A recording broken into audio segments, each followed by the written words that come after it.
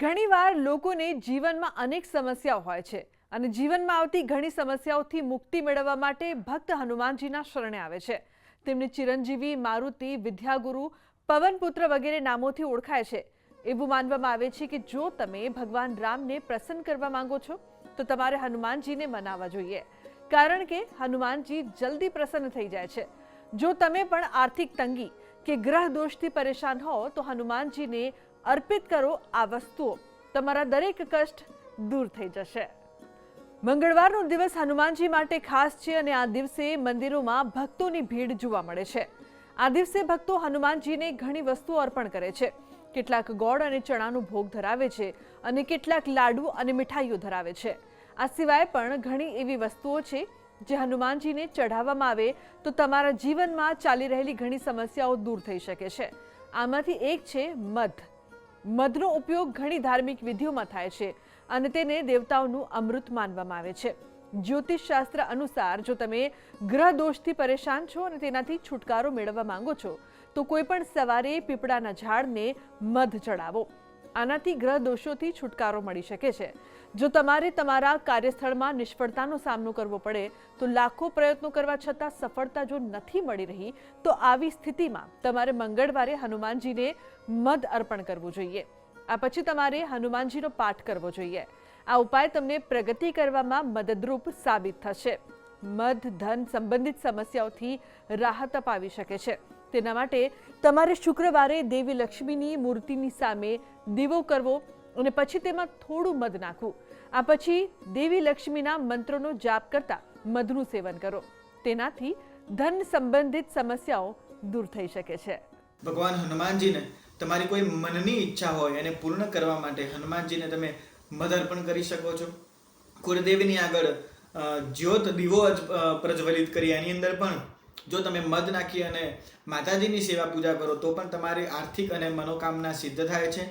મંગળવાર અને શનિવાર ભગવાન હનુમાનજીને તેલની અંદર મધ મિક્સ કરીને પણ અર્પણ કરવામાં આવે તો પણ સર્વસ્વ દુઃખ કષ્ટોમાંથી આપણને મુક્તિ મળે છે. તો આજના મારા આ અહેવાલમાં બસ આટલું. ફરી મળીશું એક નવી અને મહત્વપૂર્ણ જાણકારીની સાથે, પરંતુ આ વિડીયોને આપ ખાસ લાઇક કરજો અને શેર પણ કરજો, જેથી કરીને આ માહિતી બીજા લોકો સુધી પણ પહોંચી શકે. જલ્દી મળીએ એક નવા વિષયની સાથે. નમસ્કાર. ઘણીવાર લોકોને જીવનમાં અનેક સમસ્યાઓ હોય છે અને જીવનમાં આવતી ઘણી સમસ્યાઓથી મુક્તિ મેળવવા માટે ભક્ત હનુમાનજીના શરણે આવે છે. તેમને ચિરંજીવી, મારુતિ, વિદ્યાગુરુ, પવનપુત્ર વગેરે નામોથી ઓળખાય છે. એવું માનવામાં આવે છે કે જો તમે ભગવાન રામને પ્રસન્ન કરવા માંગો છો તો તમારે હનુમાનજીને મનાવવા જોઈએ, કારણ કે હનુમાનજી જલ્દી પ્રસન્ન થઈ જાય છે. જો તમે પણ આર્થિક તંગી કે ગ્રહ દોષથી પરેશાન હો તો હનુમાનજીને અર્પિત કરો આ વસ્તુઓ, તમારા દરેક કષ્ટ દૂર થઈ જશે. મંગળવારનો દિવસ હનુમાનજી માટે ખાસ છે અને આ દિવસે મંદિરોમાં ભક્તોની ભીડ જોવા મળે છે. આ દિવસે ભક્તો હનુમાનજીને ઘણી વસ્તુઓ અર્પણ કરે છે. કેટલાક ગોળ અને ચણાનો ભોગ ધરાવે છે અને કેટલાક લાડુ અને મીઠાઈઓ ધરાવે છે.